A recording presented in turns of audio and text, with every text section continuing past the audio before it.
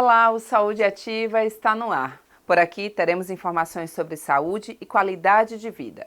Você também vai conferir vídeos educativos. E nesta edição, vamos bater um papo com a ginecologista e obstetra, doutora Yasmin Gouveia, que irá falar sobre candidíase e preventivo. Não saia daí! O tabagismo é uma doença e pode trazer sérios problemas para o seu pulmão, qualidade de vida e seu sono. Confira esse vídeo do Ministério da Saúde com dicas para a sua rotina que podem te ajudar a largar este vício.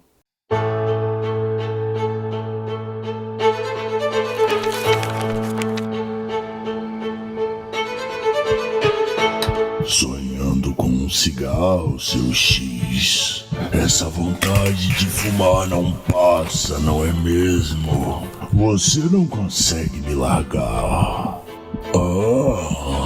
Lembrou do cigarro que está na gaveta? Isso! Acende! Acende! Acende!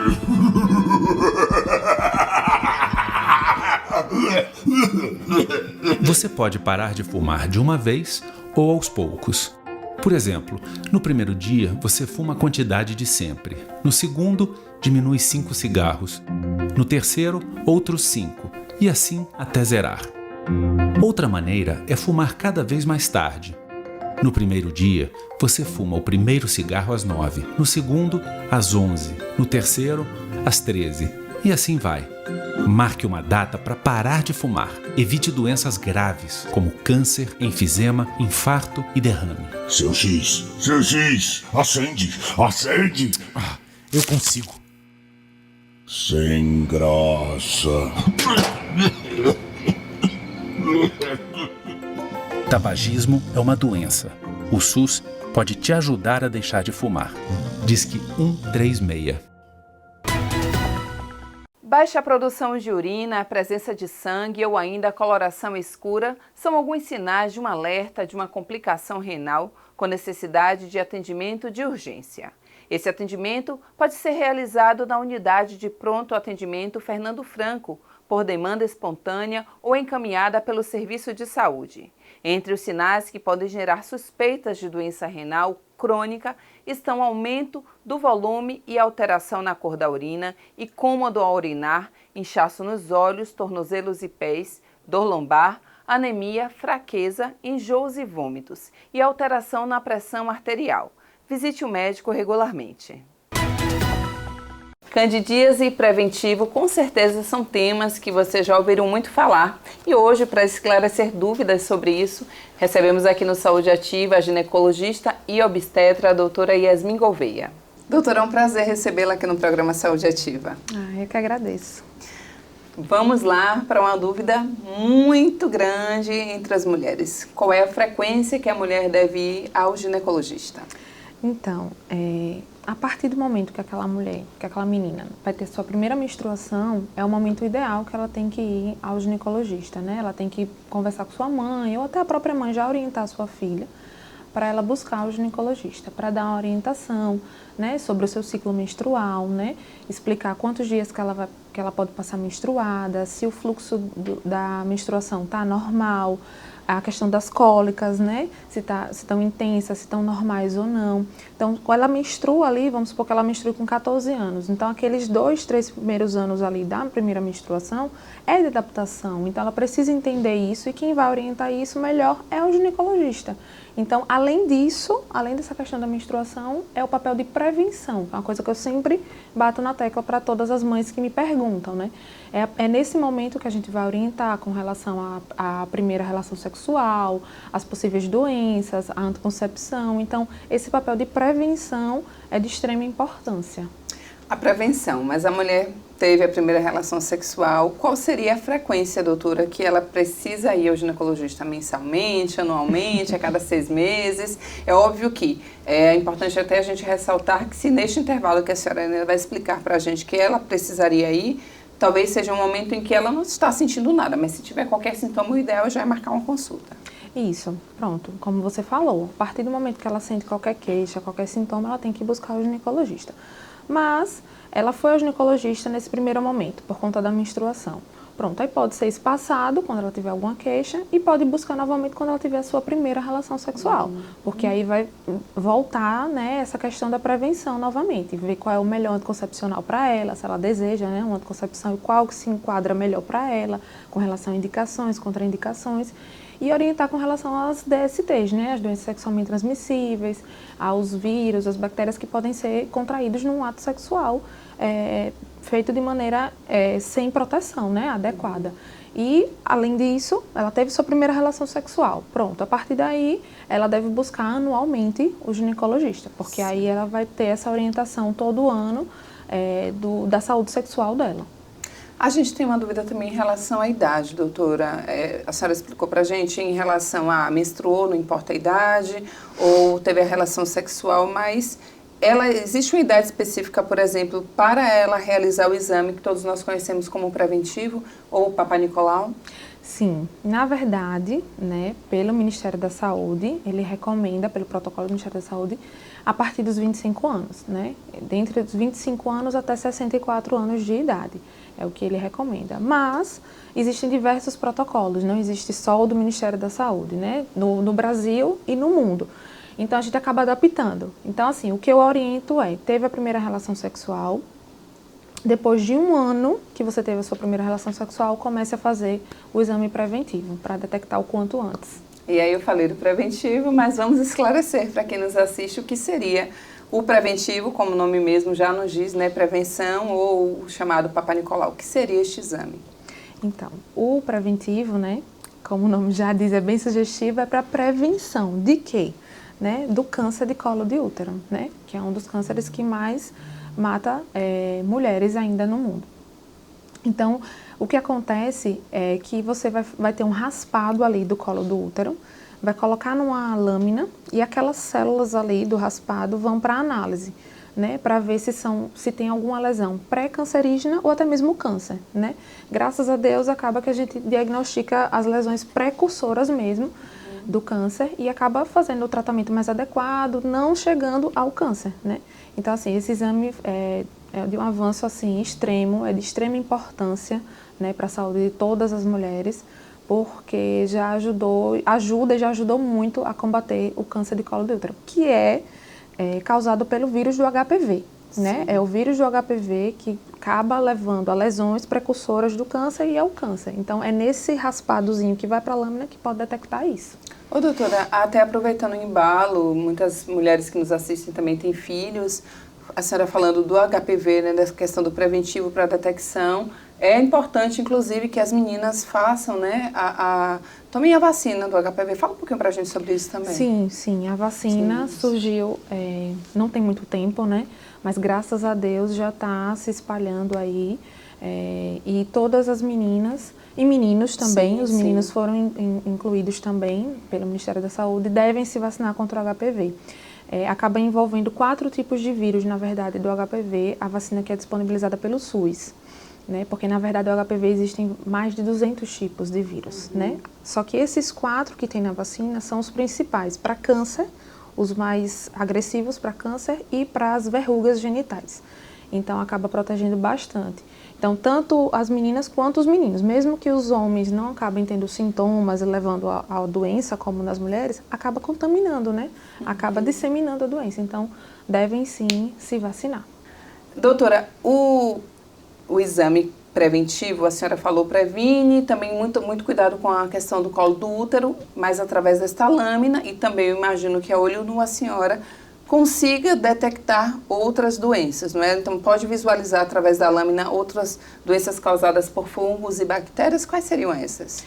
Então, o exame preventivo mesmo da lâmina lá em si, acaba detectando alguns outros germes, sim. Por exemplo, a tricomoníase pode estar lá e não faz parte da nossa flora vaginal e acabar diagnosticando.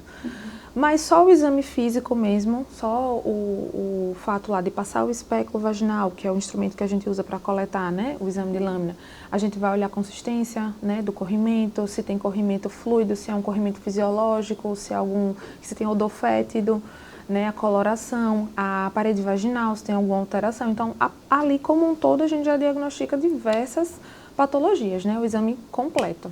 É bom reforçar que muitas mulheres, meninas, têm medo de ir ao médico. É um exame indolor, né, doutora? É o exame o quê? Indolor? Não, então, é indolor. Muita gente fica, ai meu Deus, é um exame que dói. Não, incomoda um pouco, né? Porque a gente posiciona o colo do útero no espéculo vaginal e na coleta dá um empurrãozinho ali, uma cólicazinha. Mas é só esse incômodo, é indolor. E aí, imagino que no seu consultório seja um problema muito recorrente, que é a famosa candidíase. Fala pra gente, ela é detectada através do preventivo ou ela é detectada por meio, né, dos sintomas que a paciente chegue falando para a senhora? E o que seria a candidíase? Então, a candidíase, a famosa candidíase, é causada por um fungus que é a cândida, né? Então, assim, na verdade, ela não é diagnosticada pelo preventivo, né? Porque a gente acaba fazendo o exame de lâmina e vai mostrar lá, cândida, né? Na microflora, que é uma partezinha do exame. Mas não significa que você tenha a doença, né? Porque a cândida faz parte da flora vaginal. A cândida, outras bactérias, né? A gardnerella, que é a que causa vaginose, faz parte da flora vaginal, né? Então, assim, só detectar lá no exame não é o problema. Na verdade, vai ser a clínica dessa paciente, né? Se ela estiver queixando de muito corrimento, né? Um corrimento mais branco, leitoso, a queixa mesmo, os sintomas que a candidíase causa. Sim. Então, a gente dá o diagnóstico assim, entendeu? Recebe o diagnóstico da candidíase, doutora. Como é que a mulher trata este problema? Então, a candidíase, ela é bem complexa, né? Não, existe a candidíase mais simples, que a paciente acaba tendo uma vez no ano, e tem aquela paciente que acaba tendo diversas vezes. Então, é um tratamento amplo, porque a gente vai investigar o que é que está levando àquela desregulação da flora daquela paciente. Porque a candidíase, na verdade, é a desregularização da flora vaginal dessa paciente. A cândida vive ali com outras bactérias, né, os lactobacilos, famosos lactobacilos que agora está se falando muito. Então, se ela tem uma desregularização desse equilíbrio, ela se prolifera, né? É por isso que causa a doença. Por isso que não é só detectando lá no exame que vai dar o diagnóstico, porque ela está lá, faz parte, entendeu? Sim. Mesmo sem ter sintoma. Mas ela se proliferando, vai ter os sintomas. Então, assim, o que é que está causando isso, né? O que é que está causando esse desequilíbrio? Então, a gente vai buscar isso para poder tratá-la de maneira adequada. Tem as medicações, né, antifúngicas, que a gente vai usar, mas a gente tem que buscar isso, esses fatores. Doutora, a candidíase a mulher pode ter se ela tiver relação sexual sem prevenção? Ela pode passar um outro problema para o parceiro? Isso é possível? Imagino que muitas têm dúvidas em relação a isso. Então, não. A candidíase não é sexualmente transmissível. E isso assusta, chega muita paciente, porque o parceiro já ficou ansioso, preocupado, porque poderia ser algum problema ali sexualmente, né, transmissível, mas não, a candidíase não é sexualmente transmissível. Acaba que se a paciente estiver tendo muitos episódios, né, episódios recorrentes de candidíase, com muito corrimento, com muito sintoma, né, vermelhidão, coceira, prurido, acaba que no ato sexual pode ser que o parceiro acabe ficando com o pênis também ali contaminado daquele corrimento, daquele fungo, mas ele não vai permanecer com aquilo, porque não faz parte do ambiente da microbiota ali do pênis, faz parte da microbiota da flora vaginal. Então, ele pode ter algum sintoma ali momentâneo, mas ele não vai ficar com aquele problema, entendeu? Não é sexualmente transmissível. E existem algumas ações que nós fazemos no dia a dia que pode contribuir para esta candidíase, que a gente recorrente faz, por exemplo, cuidado com as calcinhas, por exemplo. Eu imagino que deva ter algum cuidado especial, o uso da roupa apertada, abafada, ou talvez o uso frequente de absorvente de ar. Existem algumas ações que contribuem, que a gente no dia a dia não perceba, mas que contribuam para uma possível candidíase? Sim, porque como a candidíase é um fungo, né, que está ali, qualquer coisa que faça proliferar esse fungo vai afetar. Então, assim, cuidados com as calcinhas. Esses são clássicos, né? Paciente que coloca a calcinha para lavar na máquina de lavar, né? Não esfrega ali o fundo da calcinha, né? Jogou lá na máquina, pode proliferar. Lavar e deixar secar no registro do banheiro, também pode proliferar. Na verdade, calcinha não se deixa de molho, né? Nem de molho lá no baldezinho, nem fora do balde. Lavou e botou para secar. né? Se possível, passar um ferro para deixar bem, bem sequinho mesmo, porque é um ambiente que fungo gosta, né? Então, assim, calças apertadas diariamente, né? Todos os dias, essa rotina. O ideal é calcinha de algodão, folgadinha, nada de calcinha tipo tanguinha, porque isso aumenta a chance. Protetor diário, nem se fala, porque abafa, né, a vagina. Quanto mais você abafa esse ambiente, mais ela vai gostar e vai se proliferar. Então, todos esses hábitos, se você não, pronto, era o que eu estava falando, se você não pegar o que é que está causando essa paciente, não vai adiantar nenhuma medicação, vai voltar.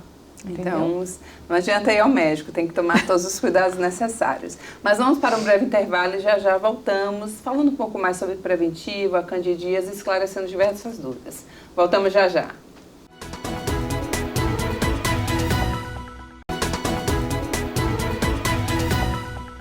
Estamos de volta com Saúde Ativa e hoje recebemos em nosso estúdio a ginecologista e obstetra, a doutora Yasmin Gouveia. Estamos falando sobre preventivo e candidíase. Doutora, esclarecemos muitas dúvidas, mas vamos lá. A candidíase, uma mulher foi ao seu consultório, teve candidíase, tratou 100%, está curada. Em pouco tempo, pode retomar, se ela tiver, não sei, talvez hábitos, como a senhora falou anteriormente, né, antes do nosso intervalo, pode ser frequente, mesmo ela tratando com todo cuidado, essa candidíase, ela pode retomar várias vezes? Sim, pode. Mesmo ela, né, tendo todos esses cuidados, existem alguns outros fatores que podem contribuir para a candidíase recorrente. A candidíase recorrente é quando você tem mais de 4 episódios dentro de um ano. Então, você já caracteriza como candidíase recorrente. Pacientes diabéticas, né, que têm uma alteração da glicemia, acabam tendo com mais frequência a candidíase. Então, se ela não controlar o nível de açúcar dela, né, não controlar a diabetes dela, ela não vai conseguir resolver a candidíase. Isso é um problema muito sério e que é muito chato, né, de tratar e é muito frequente no consultório. Assim como as diabéticas têm esse problema, a alimentação, né? Pacientes que acabam se alimentando de maneira errada, comendo muito açúcar, muito carboidrato, também acaba aumentando a proliferação da candidíase. Pacientes que têm disbiose, que é uma alteração no intestino, que é a deficiência dos lactobacilos. Lactobacilos são as bactérias probiotas, que vivem ali no ambiente, tanto do intestino quanto da flora vaginal. São elas que contrabalanceiam a cândida. Então, assim, pacientes que já têm esse problema, essa deficiência de lactobacilos, vão ter mais dificuldade de controlar. Então, realmente, podem ter as candidíases recorrentes, que não é culpa só porque ela não está fazendo esses cuidados Sim. de higiene e tudo mais. É porque realmente ela tem esse fator de risco que contribui. A senhora falou em relação a alimentos, mas também pode ser, por exemplo, qualidade de sono, isso pode interferir, a não prática, a pessoa que não realiza atividade física, tudo isso também pode ajudar a contribuir a ter uma candidíase? Sim, com certeza. Além da alimentação, né, como eu falei, você praticar atividade física, né, estimular liberação de cortisol, serotonina, melhora esses sintomas. Porque, na verdade, quando você está mais estressado, você acaba proliferando mais a candidíase, acaba disseminando mais. Então, praticar atividade física, ter bons hábitos, né, um sono regular, você acaba tendo menos estresse e menos a candidíase. Então, acaba que muita paciente que tem nível de ansiedade alto, estresse alto, também prolifera a candidíase. Eu acho que se for por estresse, talvez grande parte da população das mulheres estejam com este problema, né? É verdade. A senhora falou em relação, por exemplo, ao cuidado com a calcinha, né? Dentro do banho, o box, o ambiente, o clima. O clima, no dia a dia, pode ajudar a mulher a ter um problema mais frequente? Por exemplo, eu observo que no inverno as queixas são menores, no verão, onde a mulher transpira muito, é muito quente, teriam mais este problema? Sim, acaba que no verão, no clima mais quente, é mais frequente, porque você acaba suando mais ali a região íntima e abafando mais. Então, a nossa rotina é sair de casa, ir para o trabalho ali o dia inteiro e voltar para casa só no final do dia. Então, você imagine, num clima quente, né, a região íntima ali abafada vai proliferar mais ainda. Fora que no verão é praia, né, piscina, aí fica com o biquíni ali molhado o dia inteiro, né, ali aproveitando ali, então prolifera muito mais, aumenta muito mais as queixas no consultório, com certeza. O tratamento, ele geralmente da candidíase é realizado por meio de quê? De cremes, remédios, comprimidos, varia de período de tempo de uso? Como é que funciona? Então, você pode realizar o tratamento tanto oral, né, como vaginal. A gente acaba usando, existem vários. Hoje em dia está crescendo mais ainda, né, o desenvolvimento dessas medicações. Existem vários cremes vaginais que vão aliviar ali até mais rápido aqueles sintomas locais, e os medicamentos orais, que são antifúngicos, né, que são os azóis, que a gente chama. E além disso, como eu falei, né, a questão dos fatores de risco, né, você acaba diagnosticando uma paciente que tem resistência à insulina, que tem um problema de diabetes, e vai orientar ela a tratar isso. Porque aí, em conjunto com as outras medicações, você vai levar ao controle. Além disso, a desbiose. Então, hoje em dia, a gente está usando muitos lactobacilos, né, reposição oral, a gente faz um tratamento oral com eles para poder fazer esse equilíbrio. E todas as outras orientações, entendeu? Fora que nas candidíases recorrentes a gente muda o tratamento, a gente vai para um tratamento mais agressivo. Além disso, tem que ressaltar que não existe só um tipo de cândida, né? A mais comum é a Candida albicans, que é a que a gente encontra aí na maioria dos casos. Mas existem outros tipos de cândida. A segunda mais comum é a glabatra. Então, se a gente foi para um tratamento que é mais direcionado para albicans, que é o mais comum, né? Mais de 90%. E a gente não está conseguindo resolver, mesmo ela controlando todos os outros fatores, a gente vai tentar um tratamento para essa outra cândida, entendeu? Então, assim, é mais ou menos dessa forma. Eu sempre reforço, doutora, que a gente tem o costume de procurar tudo no Google, né? Ou a vizinha, ou o amigo que fez uso daquilo que vai funcionar. Por exemplo, neste caso, onde eu imaginava que só existia um tipo de candidíase, onde um tratamento único seria ideal para qualquer pessoa e poderia variar de tempo. Então, é bom a senhora reforçar para quem nos assiste que há uma necessidade real de que a pessoa visite o médico e entenda qual é o problema dela para fazer um tratamento adequado, porque talvez o tratamento de forma equivocada pode transformar o problema até numa coisa maior. Isso, não, com certeza. Hoje em dia, o que mais chega é paciente que já pesquisou na internet, né, no famoso Google, o que ela tem, como é que ela vai tratar, e questiona bastante, né, os médicos, assim, de como é que seria. Então, assim, na verdade, pode até pesquisar, porque eu acho que a paciente, todo mundo, né, todos os pacientes, não só mulheres, devem entender bem o que é que estão sentindo, o que é que está acontecendo e conhecer. Conhecimento é para todo mundo, que é o que a gente está fazendo aqui, né? Então, assim, mas todas as suas dúvidas vá no médico, entendeu? Para ser examinada, para ver qual o exame adequado, porque, na verdade, é um mundo de conhecimento hoje em dia que a gente tem. Mas para você, o que é o certo, o que é o correto? Então, tem que ir no médico, sim, para ter a melhor orientação. A candidíase, talvez não tratada, ou como uma mulher faz, tratada de forma equivocada, ela pode trazer um problema muito grave no futuro? Então, na verdade, não assim muito grave, mas acaba desregularizando mais ainda fora. Vamos supor que aquela paciente não tenha a candidíase. E aí, vou usar um creme vaginal. Né? Fez o exame, está sentindo alguma coisa, mas de vez em quando eu uso um cremezinho vaginal. Né? Chega muito paciente que, todo mês eu uso um creme. Isso pode ser um problema para ela, porque se você está diminuindo a cândida, você vai proliferar outras bactérias. Aí, por exemplo, a Gardnerella, que aí vai causar a vaginose. E aí vai ter aquele odor fétido, outras características. E vai ser um incômodo também. Então, na verdade, não é para estar se automedicando, não é para estar se autotratando, porque você pode desregularizar mais ainda aquilo ali. Não vai ser uma coisa grave, mas você vai ter um transtorno ali recorrente por muito tempo. Doutora, esclarecendo uma coisa, a mulher que nos assiste, é normal da mulher, ela não vai ter todos os dias, por exemplo. E aí até deixar claro, eu já vi muito sobre isso, a mulher que tem a calcinha todos os dias sequinha, sem nenhum problema, ela acha que está tudo ótimo. Né? E há um corrimentozinho diário, eu quero que a senhora explique um pouco para a gente sobre isso. É normal a mulher não ter nenhum, aquela que tem diariamente, seria normal? E como é que ela pode perceber, não, eu acho que eu preciso ir ao médico, porque faz de conta, não há nenhuma coceirinha, mas tem um corrimento diferente. O que seria um corrimento diferente da rotina do dia a dia dela? Pronto, essa é uma ótima pergunta, porque é muito comum.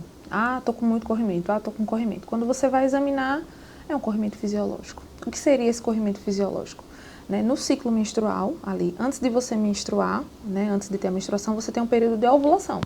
Então, nesse período de ovulação, é normal ter um corrimento mais filante, parecendo uma clara de ovo, transparente, que às vezes, quando fica na calcinha, fica meio amareladozinho, normal, né? Não tem cheiro, né, de peixe, não tem cheiro forte, fétido, não é branco leitoso, não tem coceira, não tem ardência, então é um corrimento fisiológico. E depois ele acaba ficando um corrimentozinho mais espessozinho, transparentezinho também, que pode ficar o transparente para o amarelado. Esse é um corrimento normal, então a calcinha ficar mais úmida, tá normal, ainda mais pacientes que não usam anticoncepcionais, né? Porque quem usa anticoncepcional acaba não ovulando, então esse padrão diminui. Então, pacientes que não usam anticoncepcional acabam achando estranho, acha estranho porque está tendo esse corrimento, mas é um corrimento fisiológico.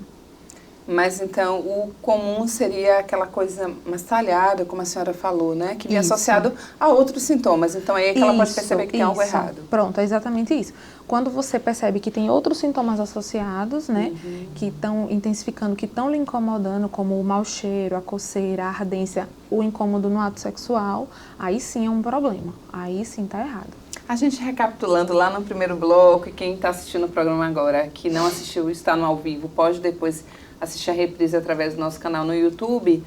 Falamos um pouco sobre o preventivo também, mas vamos lá voltar um pouquinho para a questão do preventivo. Muitas mulheres têm dúvidas quando vai realizar o exame de que o que é que eu preciso fazer? Eu preciso estar depilada, eu não posso ter relação sexual, eu não posso estar menstruada. Quais seriam as regrinhas que elas precisam cumprir para realizar o exame? Para fazer o exame, não pode estar menstruada, realmente, porque acaba que o sangue ali vai atrapalhar a leitura da lâmina. Nos dias anteriores, 2 dias antes, não pode ter relação sexual, né, por conta do ambiente ali da vagina e do colo do útero, que não pode ter nenhuma outra substância de fora, nenhum outro material de fora, tem que ser o dela, normal, natural. Mesmo que seja com preservativo, também não pode ter, por conta do atrito, né, que ali já vai liberar células inflamatórias, então não pode ter 2 dias antes. Não fazer duchas vaginais, né? Vou limpar bem porque eu vou para o ginecologista. Não façam isso, porque a gente quer ver justamente o seu corrimento fisiológico, se está normal ou não. Então, não pode usar cremes antes, nada, né? Introduzir nada 2 dias antes para não alterar esse ambiente. Grávidas também podem realizar, porque muitas mulheres grávidas têm medo, né? Acho que qualquer coisa, eu imagino que seja uma pergunta até frequente, tanto em relação ao preventivo quanto à relação sexual, porque a ideia é que se tem que pode machucar o bebê. Mas grávidas podem realizar, doutora? Podem. Inclusive devem fazer, né? Se essa paciente chega para você para começar o pré-natal, para fazer o pré-natal, e o exame preventivo dela está desatualizado, tem que ser realizado, tem que ser coletado, porque é nesse momento que você vai capturar essa paciente para rastrear para o câncer de colo de útero. Então, podem ficar despreocupadas, devem. Das queixas é a questão do HPV, né? É bom a gente reforçar para as mamães e papais que nos assistem que o HPV, hoje em dia, nós temos a vacina, né? Tanto para homens quanto para mulheres, doutora. Isso, o Ministério da Saúde hoje já tem, né, disponível a vacina tanto para as meninas quanto para os meninos, que entrou um pouquinho depois até, para justamente tentar ao máximo combater o câncer de colo de útero. Então, a vacina do SUS acaba envolvendo 4 tipos de vírus, né, que são os 2 principais para câncer e os 2 principais para verruga. Então, porque na verdade o HPV tem mais de 200 tipos de vírus, né? Mas a gente acaba pegando o máximo, né, os principais com essa vacina. Então, é importantíssimo que todas as meninas e meninos se vacinem. Busquem o posto de saúde para se vacinar. Doutora, teríamos, se tivéssemos mais tempo, muitos outros temas para esclarecer, mas eu espero que a senhora volte em breve. De qualquer forma, agradecemos a sua participação, acho que foi bem esclarecedora e espero que a senhora volte mais vezes. Obrigada, eu espero voltar mais vezes para contribuir mais com a educação para a população. Muito obrigada. Em breve, o Saúde Ativa estará de volta com mais informações sobre saúde e qualidade de vida. Eu aguardo todos vocês. Até lá!